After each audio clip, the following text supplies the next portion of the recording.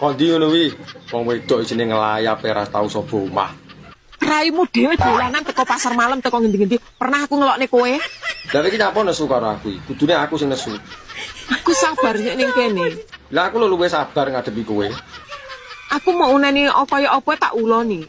Apa panganan mbok ulu? SMS-mu ndredeg kaya apa? Pernah tak balesi Rono? Enggak.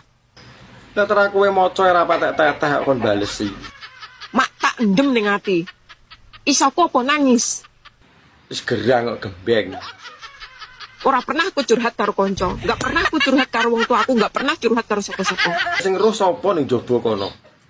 Isine mak tak endem dhewe. Mangkane awakmu bedah apa-apa mbok endem dhewe. Biyen sik enek bapakku, aku sik iso ngomong karo bapakku. Saiki bapakku renek. Sapa sing tak sambati ora enek? Lah aku mbok anggap apa? Kok jajan. Bukan cuma hati